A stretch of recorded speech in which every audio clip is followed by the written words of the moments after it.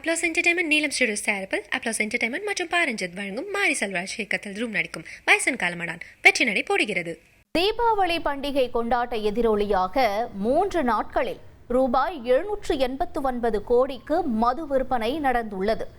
October 18, 19, 20 ஆகிய தேதிகளில் தமிழ்நாட்டில் ரூபாய் 780 கோடி ரூபாய்க்கு மது விற்பனை நடந்திருக்கிறது. அதிலும் 3 நாட்களில் சென்னை மண்டலத்தில் ரூபாய் 158 கோடிக்கு மது விற்பனை நடந்திருக்கிறது. இதில் அடுத்தபடியாக திருச்சி மண்டலமும் சேலம் மண்டலமும் இடம்பெற்றிருக்கிறது. திருச்சியில் ரூபாய் 157 கோடிக்கும் சேலத்தில் ரூபாய் 153 கோடிக்கும் மது விற்பனை நடந்திருக்கிறது. மதுரை மண்டலத்தில் ரூபாய் 170 கோடிக்கும் கோவையில் ரூபாய் 150 கோடிக்கும் மது விற்பனையாக இருப்பதாக தகவல் வெளியாகியிருக்கிறது.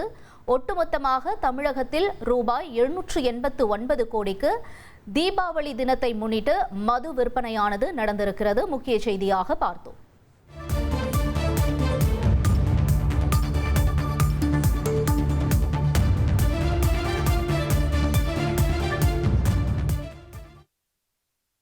தொடர்ந்து விவரங்களை செய்தியாளர் பாஸ்கர் வழங்க கேட்கலாம். பாஸ்கர் வணக்கம். மது விற்பனை தொடர்பான தகவல்களை பகிர்ந்துக்கோங்க.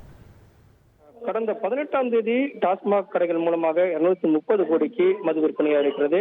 19ஆம் தேதி 293 கோடி ரூபாய்க்கும் 20ஆம் தேதி 266 கோடி ரூபாய்க்கும் மொத்தமாக 789 கோடிக்கும் இந்த மது விற்பனை என்பது நடைபெற்றிருக்கிறது.